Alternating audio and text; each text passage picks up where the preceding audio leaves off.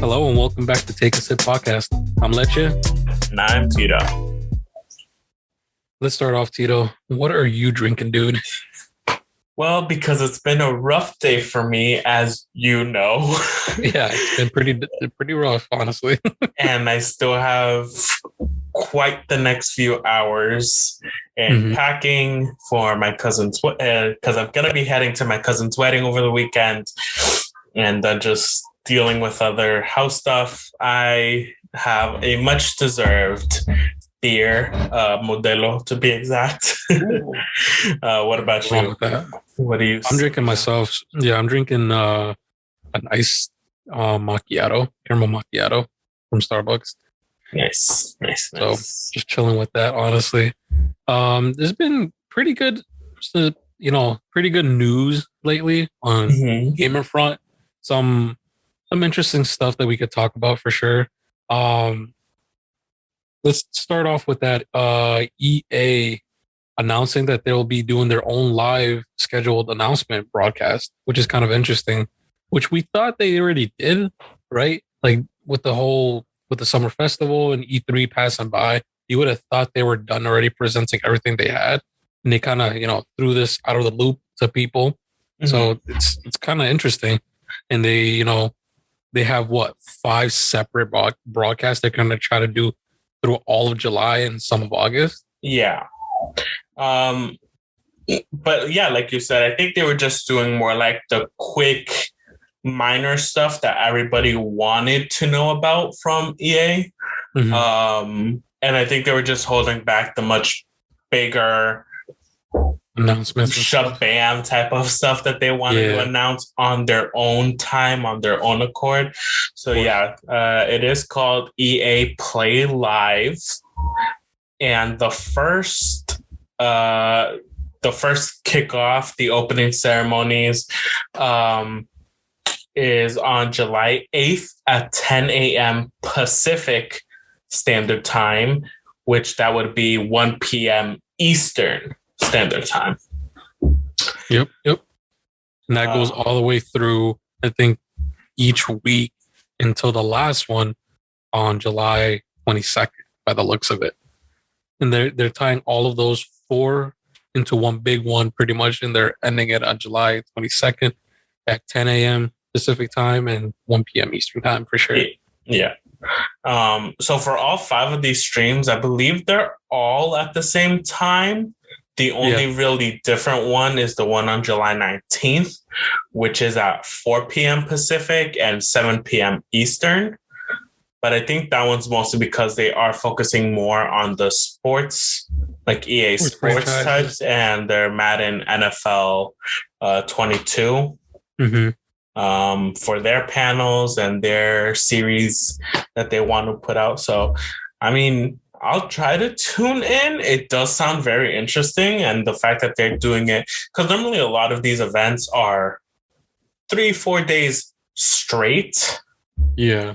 So here they're kind of spacing them out, like letting people digest what they're about to announce, pretty much. I think it's giving also people that time to be able to like take in this, celebrate, focus on it, plan out with it if they need to like have some sort of set schedule type of thing. Yeah. And then it's like, all right, you had a week. Yeah, you had all week to like take in like, oh shit, the new Madden NFL 2022 is coming out. Yeah. You already know that those type of games come out yearly for sure. So there's no big news on that end for sure. What I heard and what I've been hearing, in the interweb for sure, is that there's rumors that they're remaking or they're going to make a Dead Space 4. And everyone's speculating that they might announce it within the span on one of these announcements. I know you're excited for that. Yeah, dude. That's why I was like, oh, dude, let that come true, bro. I'll be like, EA, for the first time, you could have my money. the same way, I think about the same speed that I went through BioShock.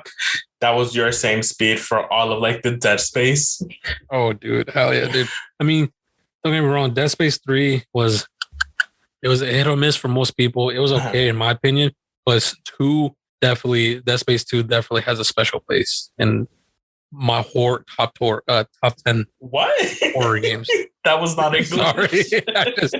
I went freaking brain fart there like crazy. It's so fucking good, dude. Yeah, I think you had a seizure in the middle of that sentence, bro. Brain fart. I choked on the words, bro. I get emotional talking about Dead Space because they killed it off the franchise. They did. And then there was that speculation of that other Dead Space similar game that was. So it was announced, but then it was like canceled because of the developers. Yeah. So yeah, definitely hearing news that they might bring it back, and this might be. It's rumors, right? Take this with a grain of salt for sure. Like, it's not real hardcore that it's gonna happen, but man, dude, I'm fucking praying it does because it's gonna be great. But supposedly they're gonna use the same engine that they I don't know if you're familiar, Tito, with the Fallen Order, the game. What is it called? Fuck, is it Fallen Order 66 or something like that? That Star Wars game. Yes, Star Wars Fallen Order. Yeah, so it's gonna be similar to that. It's gonna use probably the same engine as that. So I'm kind of excited because that game looks fucking nice, honestly. And so I'm hoping it's around that realm. Yeah. And even speaking on Fallen Order, I know they're having another chapter added to the game. So more story bit for that. More story bit. Yeah, exactly. So big Star Wars fans who do play these types of games have something to look forward to as well. And I do know it is getting pushed for the PS5 and the Xbox Series. Yeah. It's not going to be for the OG stuff anymore. Yeah, so it's definitely going to have much better graphics. Hopefully, if the story continues to be good and very enjoyable, that might be something to look forward to. Yeah. And also on top of that, of course, they're going to go over EA stuff like Battlefield, Apex, stuff like that. The future endeavors for those games. So that's always something good and exciting to look forward to. Yeah, we already, for the Summer Fest, we already got we went through those a little spoof. Yeah, we hit a little bit on them. So hopefully they might be expanding more information on the roads that they want to take with these games, especially Apex, because Apex is still relevant, super relevant. Yeah, it's still a fucking hot game. People say, that people say like, oh, Apex is dead and all that. Like, it's not, bro. It's not. There's still gameplay all over. If they got more than fucking 50,000 concurrent players on a daily basis, the game isn't dead. Yeah. Shut the hell up. I'm sorry to say it like that, but. And besides myself, I do see a lot of these posts from other gamers that I follow on Twitch or even like YouTubers that I watch now, like. They haven't touched Apex, and it's gotten to the point where they're like, I'll jump in. I want to see what all this hype is about. I have the game. I haven't touched it yet, but it is always because I am trying to get back into Smite, back into Overwatch, still dealing with Destiny stuff. Yeah.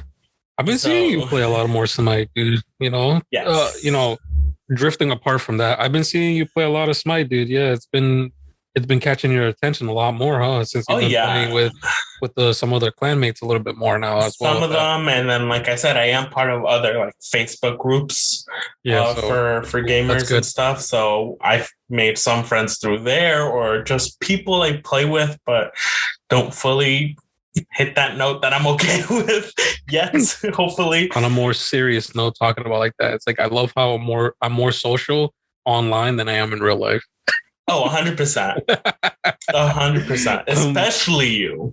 Yeah, I'm a lot more chatty when it comes to like on Discord or on Xbox Live chats and stuff like that. I'm definitely way more vocal or talking or texting more on that than anything else. Yeah, it's like out of the two of us, like you're definitely the introvert. And I'm more of an extrovert, which is still weird because I did take a personality test a few weeks ago for school. And that ended up saying I was very introverted, which was a shock to both of us when I showed you my results. Yeah, that's fucking cat, bro. What the fuck? like bullshit. like doing this podcast, like, not to take it away from you, but it was like mostly my idea. Yeah, I just asked you to be a host, so I have something to like bounce off of. Of course, dude. I feel like we just feed off each other's energy and then just gets accumulated into a spirit bomb. Oh, 100%. That's one psychotic spirit bomb, first of all. It turns into this podcast. Yeah. Oh, shit. God. Going from there, we got way off topic straight up. Going into another game that is going to get more relevancy, I feel, with this. That's going to be huge, in my opinion, especially because they're redoing it for the PS5, dude. It's Ghost of Tsushima, dude. The director's cut. I'm like, what? That is nutty, bro. That's going to be so fucking good, bro, for that game franchise. Yeah. So normally when people say director's cut on a movie or on a video game or something like that, normally, yes, you get your regular storyline and then a few extra pieces here and there. The only exceptions that I've really ever seen was the Snyder cut for Justice League. They literally fucking tripled the time. That was the director's cut, but goddamn, dude. That was director's cut and bloopers and cutout scenes and behind the scenes in the film. Yeah, like what the fuck, dude? The difference from 1 hour and a half to fucking 4. But also, besides the whole Justice League, Ghost of Tsushima also seems like it might be in that realm. Yeah, that's what people were claiming it. Yeah, because I mean, when you start off the story, you know it's the guy who's going into war, and he dies and stuff. Well, almost dies. But now, from what I'm reading in the articles, you are going to get more. His name was Jin. Sorry. We are getting more to Jin's story on who he is, why he is the one to head into this battle war scenario, and probably get a little bit more information throughout the game. So it will be a little bit more lengthy than what we are already seeing from the game. And then on top of that, it's getting more updates to some like speech bugs that are happening in the game, like mouth movement and the actual dialogue aren't fully lining up. So they are updating to that. And I believe they're just adding extra more, what's the word? Like the life stuff that like people do. Life. The quality of life stuff. In the game. They're gonna add more quality of life stuff. Yeah, they're enhancing a lot of shit, dude, because they're moving it from literally from one engine to another just to improve the graphics overall. So it's gonna be really fucking good, dude, in my opinion. It's gonna look realistic. I hope so. I very much hope so, because it is. Because it looked gorgeous even on PS4, but now on PS5, the thing's gonna look better. Oh, 100%. Even just the image that they use for the article, that looks real, bro. Like honestly, I mean, if you told me that this wasn't from a video game, I'm like, oh, dude, how did they shoot this? I just thought it was a photo shoot that somebody just did. It's pretty good looking, dude. No lie. So. Like even if you scroll down on the article, the announcement that they have from PlayStation, like, look at that field of roses that they have there. Yeah, it's nuts, dude. Like it looks so cool. And I knew they are also doing what's it called? You can pre-order for the director's cut upgrade for $20. And starting on August 20th, if you did buy the director's cut for the PS4, you'll be able to update it for the PS5 for the $10, or just strictly for buy the game for an extra $30, I believe. And they are doing the full bundle if you are someone who is looking to buy it with the expansion, some legends, obviously some skin sets, and in-game items. Because you know how like they did that for Destiny. For Destiny 2, you get like the full Callus images and the gems for each one.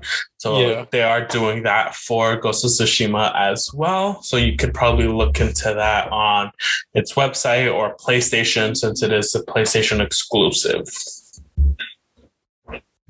Yes, sir. And then moving into another thing. I'm not sure how I feel about this next one, to be honest. About creating shoes for a movie. I want to go into that because that, I don't know, man. I get collaborating with certain things. And don't get me wrong, this movie has a lot of nostalgia factor to people. So, if you guys don't know, Space Jam: A New Legacy is pretty much the reboot or sequel or whatever you want to call it of Space Jam, for sure, of the original Space Jam that came out in 1995. So huge fan of the movie. I fucking loved it as a kid. It was 100%. I think it was ahead of its time, I want to say, a little bit. 100%. Because goddamn, that was such a good movie. Of course, we were kids back then. Even looking at it now, it's kind of goofy looking, don't get me wrong, but it's still good. You get me? Because it's one of the first movies besides Who Framed Roger Rabbit when you're getting the animation and real life together. Exactly. And it's done so well. And let alone that, yes, for Who Framed Roger Rabbit is a little bit more of an adult type film. But Space Jam has those jokes for adults and kids. Like it is literally a timeless movie. But I mean, so Nike is teaming up pretty much with Xbox to do exclusive shoes with the movie Space Jam. You know, it's like a collaboration that they're trying to do to put out new shoes, new controller for Xbox, and all this mixed up stuff like for it. I mean, it's good publicity for everyone involved, in my opinion. I'm not saying it's bad. I just don't know how I feel about it because, you know, it's pretty much because they don't look that good, in my opinion. See, and for once, again, I am not a shoe person. That is all my sisters. But besides it being just a whole nostalgia factor for me, I think these shoes look dope. I would definitely buy these and wear them. So a little extra information. Yes, it is a collaboration with Space Jam, but it's two different shoes based on the Roadrunner and Wild E. Coyote. One of the biggest rivalries in the world, pretty much. Because they're both just lovable, they're both funny, and it's Looney Tunes. Like, you can never get tired of the Looney Tunes, you get me? Honestly, dude. So the Wile E. Coyote shoe is obviously going to stick more with the browns and the oranges.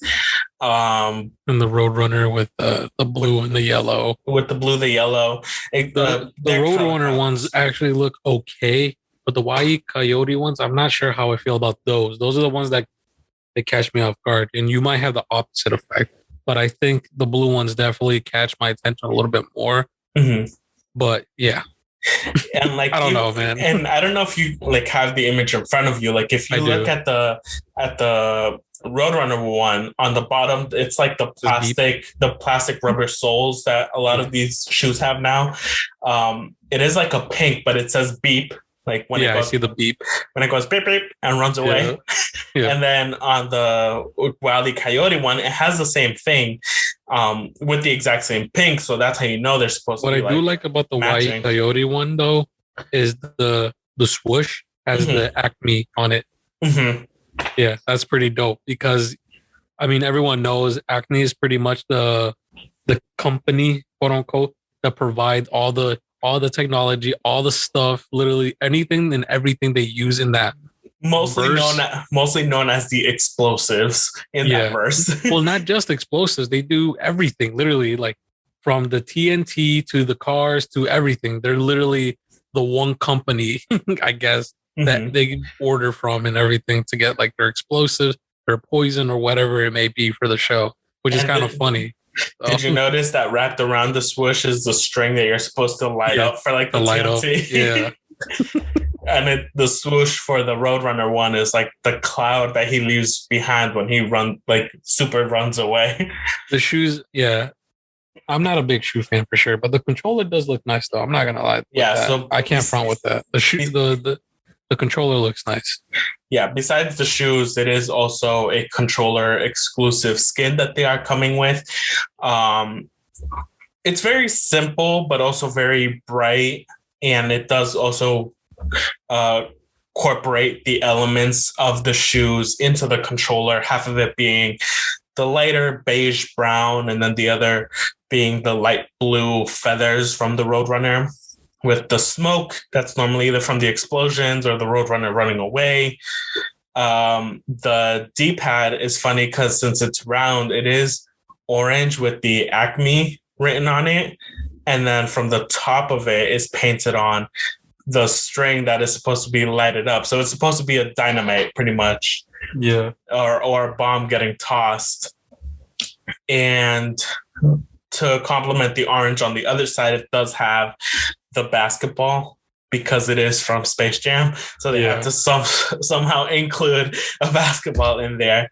I don't know, like you said, yes, there is some doubt. Like you don't know how to feel about it. But for me, I am in a little bit in that mindset, but I am more on I love these. Someone buy them for me or hold them in my size. Like I really want these shoes. Like it's weird. Like first of all, like I'm a huge Nike fan. I love Nike. But like again, I love like these shoes to me look great. One shoe that I've definitely been that I loved and I was just never able to get my hands on was the collaboration with Ben & Jerry's. Oh, yeah, those actually look pretty nice. I'm not going to lie. Those look pretty cool. The Roadrunner ones remind me of the Ben & Jerry's collaboration. So that's why I'm like, I don't know. I really enjoy these shoes. There's something like, look them up. They should be on the Nike website right now, like promoting them, if anything. It really should, honestly. Yeah. If anyone wants to buy them from me, I'm a size 9. Just to let you know. just a little heads up. Yeah. And the address is, no, I'm kidding. Send them to our P.O. box. Yeah, here we go. This fucking P.O. box, dude. But, you know, going from movie shoes and shit, we're going to actually get into some of the topics that we regret always going into for some reason. We're going into some Destiny news. Yes. Which is funny because, you know, that's the one game we play, but we regret fucking talking about it. Or at least I do. Well, no, I'm on the same boat because I feel like that's the one topic we always come back to avoid. Just about we try to avoid. Episode. Yeah, we always drive into it. We try to give you guys a break from listening to us rant a little bit from them, but they also come out and have updates that not just us, but we know some people that listen also enjoy because they didn't know what was happening or want a little bit more information and they just can't read up on it. Yeah. This is mostly news for the people who actually play the game, for some of our clanmates that listen to it. You know, this is for you guys for sure that we're going through this. But Destiny 2 next week on July 6th, which is their next reset, their summer event is about to start. It's called Solstice of Hero, which is I think it's 4 weeks long event pretty much.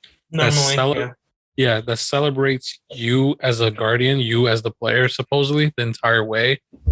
So this event is and those that we have lost along the way. Ooh, yes, I almost forgot that. I'm sorry. I don't know. Wait, is it that? No, it is not. Listen, I just see Ava Levente and I think of that one. Yeah, when I think of Eva, I think of fucking Tess because, you know, that's all they update. That's true. It's fucking Eververse, dude.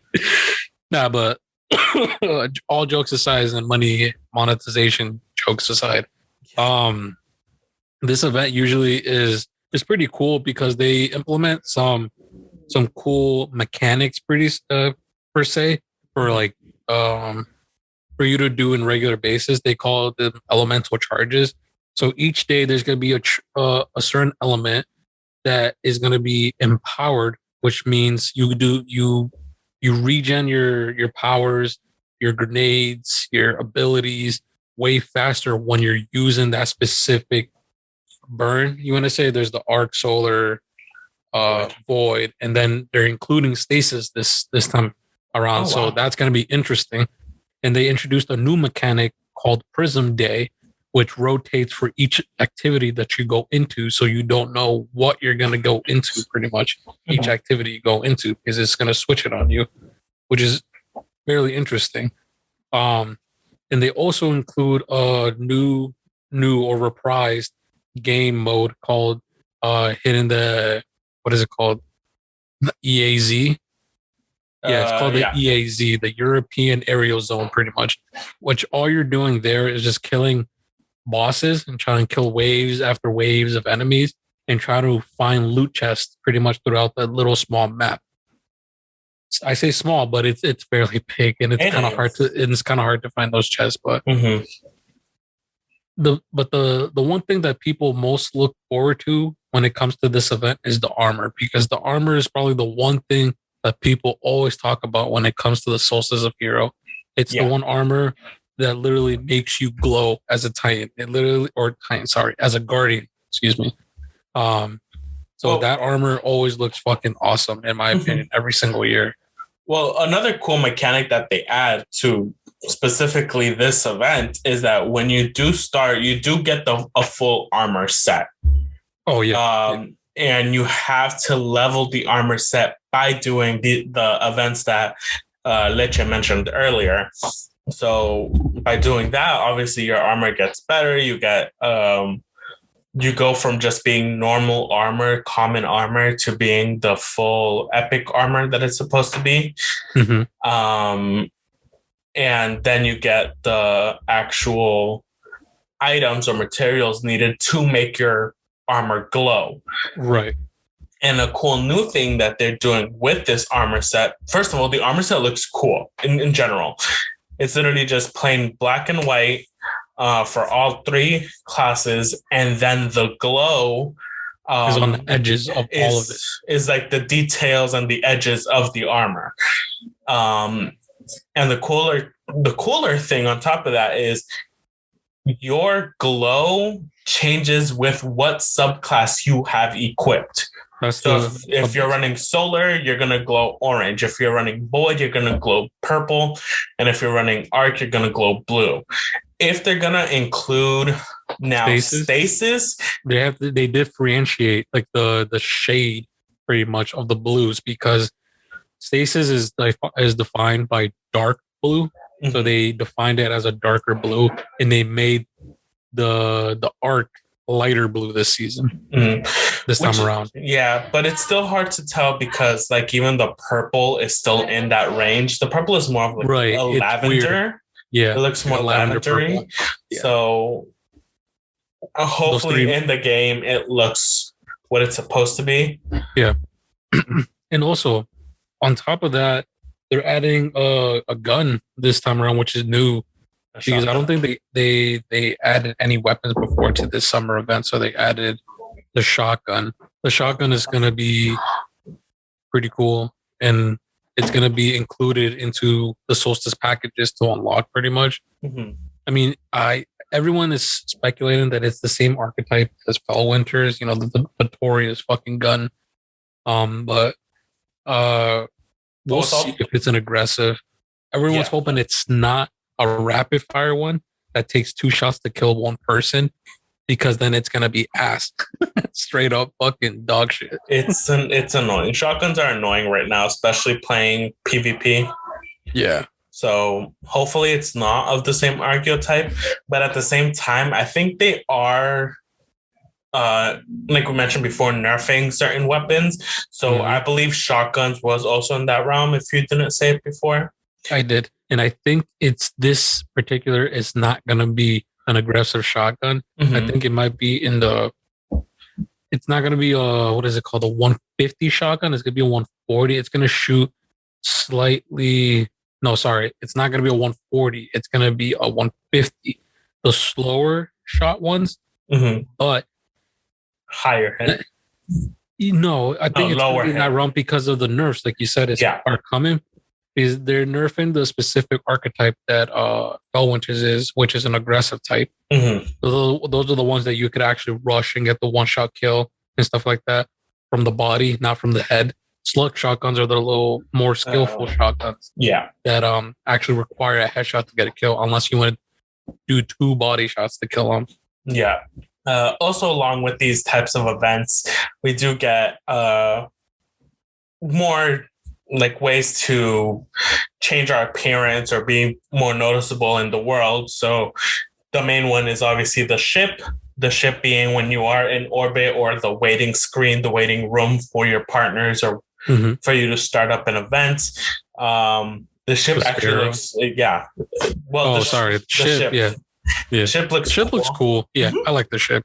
It literally looks like the axe, the Iron Banner axe. Yeah, I was just noticing that. I didn't even notice that. I didn't piece it together until now. Holy shit! Yeah, that actually looks pretty dope. And it's very clean. It's very simple, but it's also very effective on the gold, contrasting the white and the black. It's not too much, right? It's not overbearingly like, oh, it's gold, you know? Yeah, or it doesn't look bulky like other ships have in the past. Right. It doesn't look like shit. Like too thick.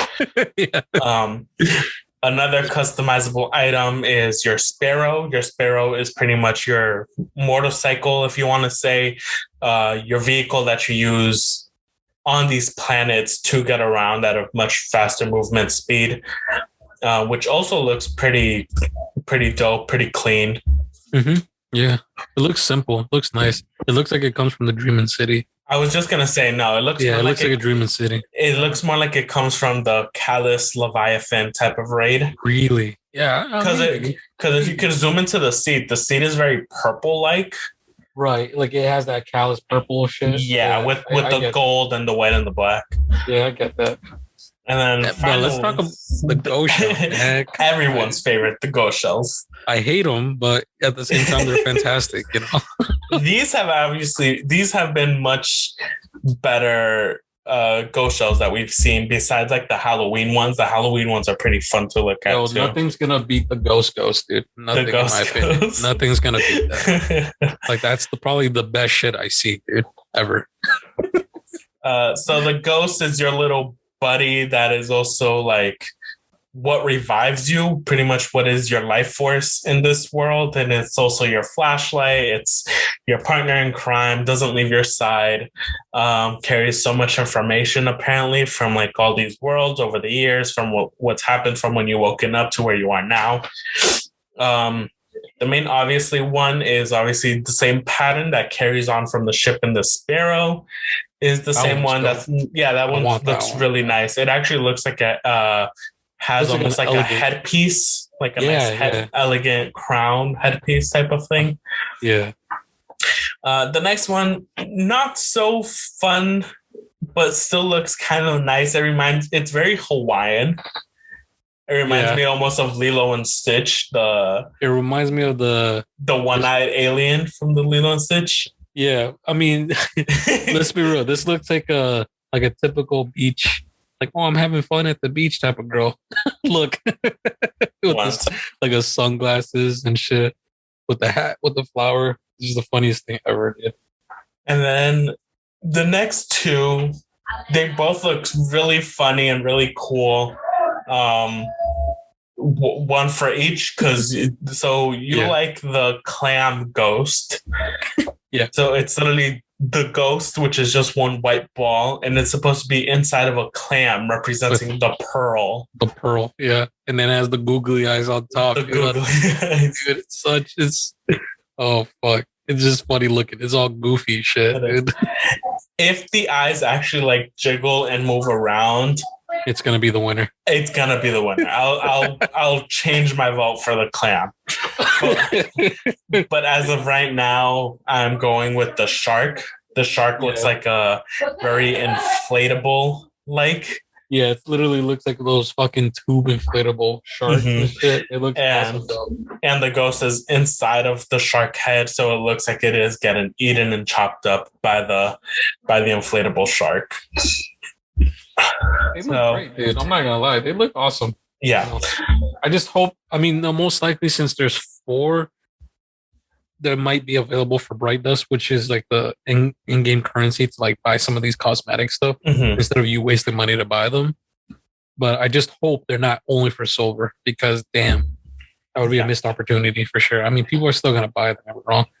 Or they end up being like the Titan Hunter and Warlock shells that we did specific. That's the case. Well, not specific, but you have to rank up your packages for the Solstice event. Exactly. Right, your rank. You'll be able to unlock them and be able to purchase them after for a giant amount of glimmer, or a combination of glimmer shards and upgrade modules or something like that. Yeah, most likely. So on top of the Solstice thing, so yeah, this is the first time Bungie's doing this. They're doing pretty much a mid-season update. And this update it got people a little bit more exciting than usual, because it's changes that are coming that are kind of necessary for Crucible and for some quality of life changes. And they also announced some future changes that they're planning on certain weapons, especially one of our favorite weapons for sure.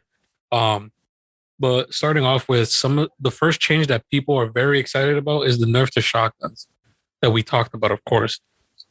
So the specific nerf that shotguns are getting is they're getting their ranged nerf pretty much by 2 meters, which is huge, because everyone that plays Destiny knows that some shotguns are shooting shots they shouldn't be shooting for certain distances, for sure. I mean, it's not going to stop shotgunning, dude. That people need to get that out of their heads that, oh, this is going to stop the shotgun apes from coming. Like, no, dude. It's just going to make them shift from one gun to another. Let's get that straight, you know? The people shotgunning are still going to shotgun, especially if they're a good shot with the shotgun, right? They're going to move to something like Chaperone, like I am. Because that's one of my fucking favorite weapons of all time. On top of that, they're making changes to hand cannons as well. So, in my opinion, I wish they nerfed it a little bit differently, the hand cannons, but essentially they nerfed the range, where you shouldn't be challenging someone who has a scout rifle at 50 meters and you're running a hand cannon. You know, it doesn't make sense that a hand cannon can outwin a scout rifle at a long distance, right? Yeah. So they changed that pretty much. Then they nerfed it back where you get more fall off damage by 2 meters pretty much. So this is just to put it in context for people. The Igneous Hammer can shoot, I think, 37 meters currently. After this patch, it shouldn't be passing 35 meters. And it's going to see damage fall off at 35 meters instead of 37 now. So they have to be slightly closer for them to get that headshot. And on top of that, they would need 2 headshots and a body shot to confirm the kill. It's not 1 headshot and 2 body shots to get the kill now. So they have to be a little bit more precise now. Yeah. If you're a good shot, it's not going to change for you no matter what. That hand cannon, it's still going to have good range. It's still going to be good, you know. Then on top of that, the nerf that I was hoping it was getting, you know, fucking buried alive is DMT, or known as Dead Man's Tail, which is a scout rifle that they introduced last season. That, man, I think everyone fucking loved it. It's literally the number 1 scout that everyone uses, the only good scout rifle in the fucking game, sadly to say it like that. I know. It sucks to say it like that, because there's a lot of nasty scout rifles in my opinion, like Hunt Jury, Night, what was I gonna say? Night Owl. Nightshade. Nightshade, yeah. Fuck. Like those two, I feel like are gonna get, or freaking Vision of Confluence has got reintroduced. Like, come on. There's good scout rifles, but too bad they're, you know, sadly they're scout rifles. That's their only crime, and they're getting punished for that, you know? Yeah. But Dead Man's, I think it's actually gonna, the catalyst right now reads that it has no damage fall off, but they're gonna add an actual damage fall off now. Yeah. And then also they're changing the cone. So there's a spread that the gun has when you're shooting out. You're making it smaller, so you have to actually try to aim for your shot for the head if you're gonna be hip firing it. Yeah. So on top of that, they're looking into further changes like adding catalyst to other exotic weapons. That's going to be interesting. Like, for example, adding unstoppable champion mod to Ace of Spades, for example, something like that. Mm-hmm. Or adding overload champs to Sunshot. They're planning to do that in the future, and they're also looking to nerf Anarchy in some way to not make it the jack of all trades that they quoted here themselves.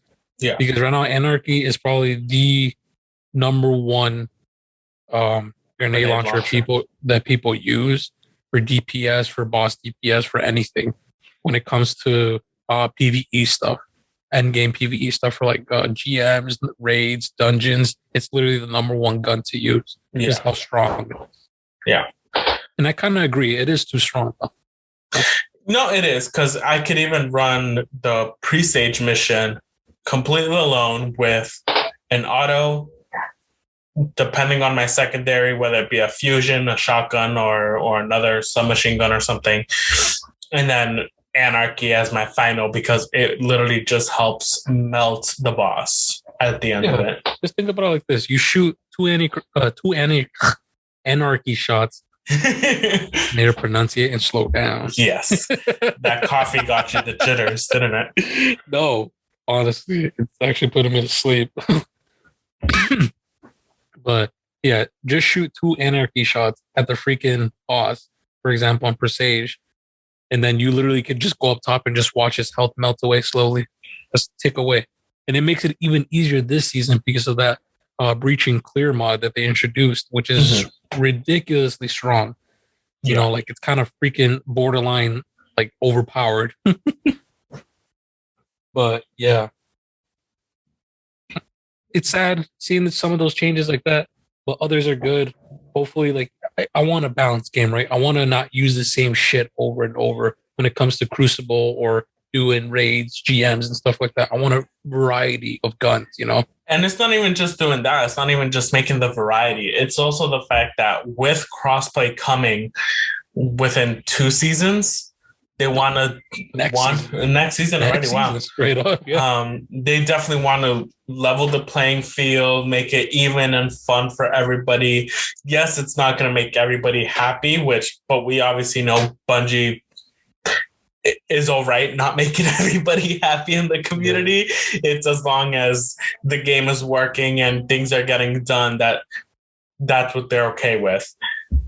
So yeah, definitely excited to see what happens.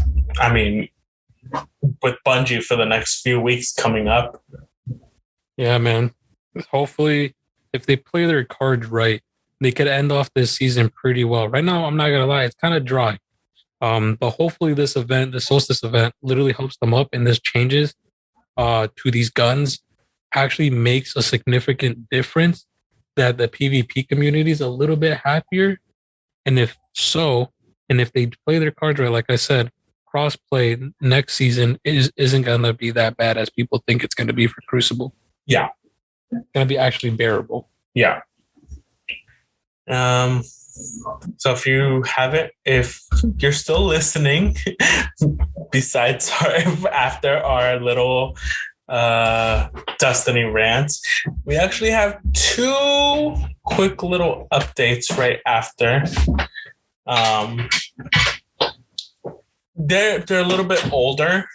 We weren't meant to hit back on them, but obviously we went into the laws and other game news that we just kind of ran out of time. But it is something we do want to definitely put out there and bring into the light to the listeners. Yeah, in case people are really interested in these stories. One is Pokemon is pretty much launching a new type of game. I think this is the first time they're doing something like this for Pokemon. Pretty much, I don't know if I don't think I've heard of freaking a Pokemon game doing this. No, 100% not. It's kind of interesting. It might not be soccer per se. It might be something like similar to how Rocket League is. You want to say? No, it's not that either. So I did see some alpha gameplay that was. Why it looks weird, right? Oh no, it's a MOBA. Sorry, it's a MOBA. A MOBA, yeah. So the same way, like in Smite or League of Legends, if you are a Legends player, you do choose. Obviously, it's going to be a limited Pokemon roster. Almost hopefully like not too limited. Yeah, no, well, it seems a little bit more than what they have for that other fighting Pokemon game that's out there. Right. So it is, yeah, you from what I've seen, you've been able to choose like Gardevoir to Blastoise, Pikachu and all that stuff, Machamp. So you choose the last evolution of the Pokemon you want to be. And then when you start the match, you start off as the primary evolution. So if you want to be Blastoise by the end of it, you start off as a Squirtle. And the whole point of it, I believe it's like a two lanes, your upper lane and then your lower lane. And as you go on, you have to defeat the other wild Pokemon in the area to collect these orbs that are supposed to be like the points. And then you're supposed to deposit those points in your opponent's, I want to say like nets or like their rings. Pretty much it looks like a ring. The designated area where they're supposed to be dropped off at. And the whole point is to get past a certain lane and be able to reach their final area. And the opposing team is either trying to stop you and they're doing the same thing, but towards you, depositing their points into your rings. And it looks kind of fun. Like I said, it seems very basic, but it does still require that point of teamwork and really paying attention to your map, where your enemies, what type of damage, because you do get like your main abilities that you could do, your main moves, so like Psyshock, Thunder Wave, or whatever. But as you use them, they also get put onto a cooldown besides your basic attack. So it looks fun if someone is interested. I do believe it is just currently on its alpha/betas.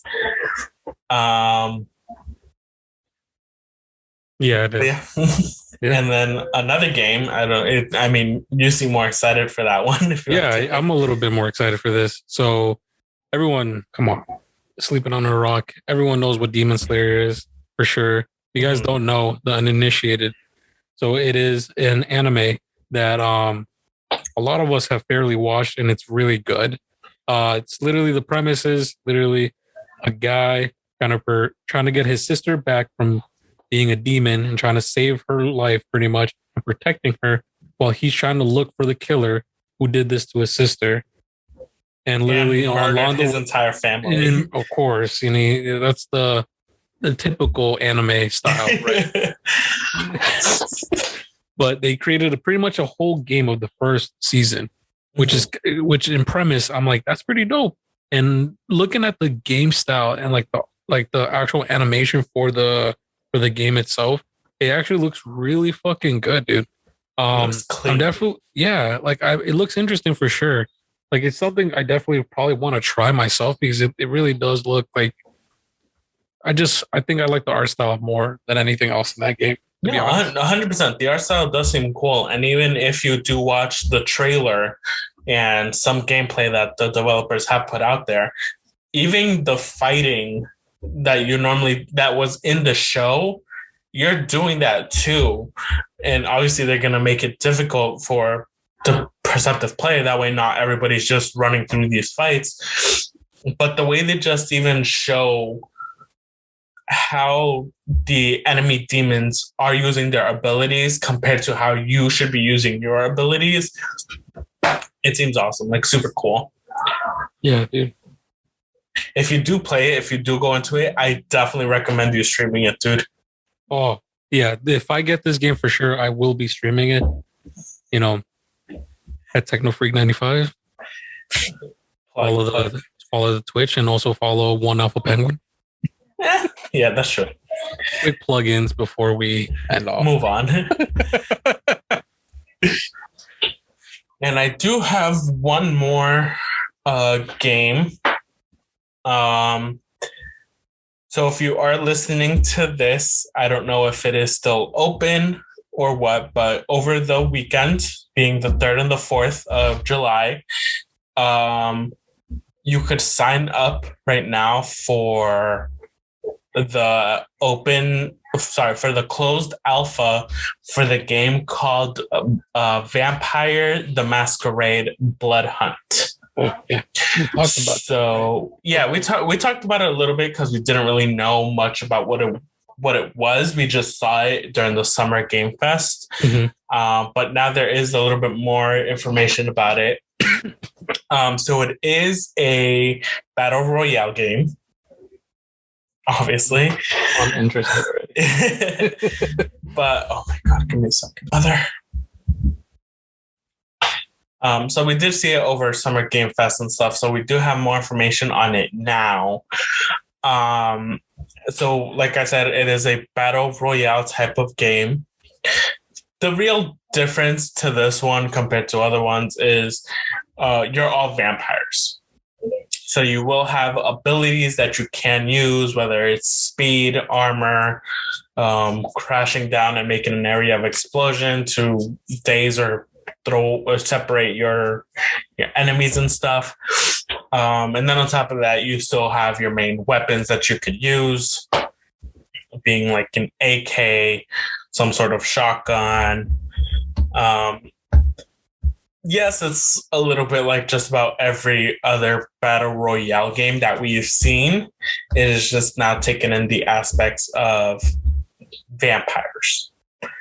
So it is something from what I do know, it is currently free for PC Steam players. There's no word yet on expansion to console. But like I said, if you are listening to this, starting tomorrow, July 3rd, starts the closed alpha. So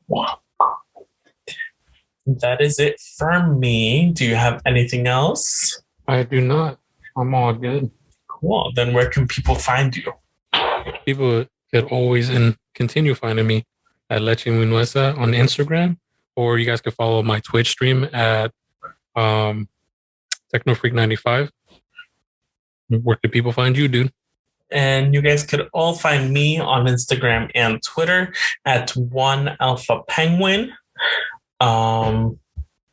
And then also on Twitch, where I am also One Alpha Penguin.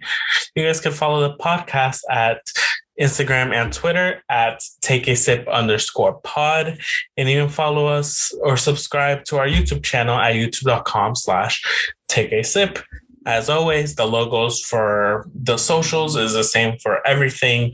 And yeah, we're hopefully looking to do more fun stuff, more news. So definitely go support. Tell us what you like, what you don't like, how we can improve. We definitely like taking all those notes in. And as always, we'll see you guys next week. Bye. See you guys.